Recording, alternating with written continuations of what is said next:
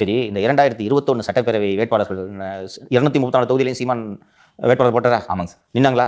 அந்த 234 நீங்க எத்தனை பேர் நாம் தமிழர் இருக்காங்க? இல்லை சார். 5 வருஷம் ஆச்சு இல்லை, பாஸ் அவுட் ஆகி போயிட்டான்.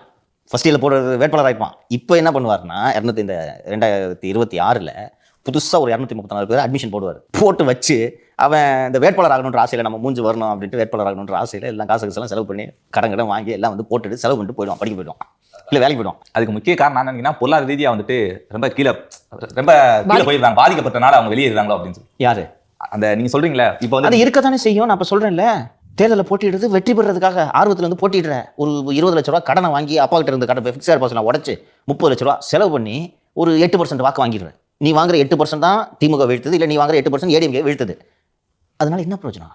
இன்னைக்கு நீ யாரு? ஜெயிச்சவனை தான்ப்பா எம்எல்ஏன்னு சொல்லுவாங்க. அவன் எம்எல்ஏ ஆகி முடிஞ்சாலும் முன்னாள் எம்எல்ஏன்னு சொல்லுவாங்கப்பா. 2021 வேட்பாளருங்க இவருன்றது பெருமையா? இன்னைக்கு அந்த போட்டியிட்ட பசங்க எல்லாம் சின்ன பசங்க தான் நினைக்கிறேன் இல்லையா? யாராவது ஒருத்தர் இன்னைக்கு நினைவு வச்சுக்க முடியுதா? உனக்கு காளியம்மல் இருக்காங்களா? புரியுதா? அதனால அண்ணன் வந்து பொறியியல் கல்லூரி நடத்தி கொண்டு இருக்கு, ஒரு நல்ல பொறியியல் கல்லூரி. பேட்சாக வந்துட்டு இருப்பாங்க.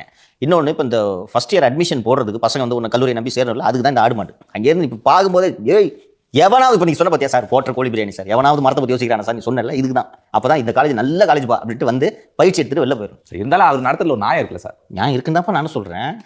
அது ஜெயிக்கிறதுக்கு உதவாதுன்ற. அது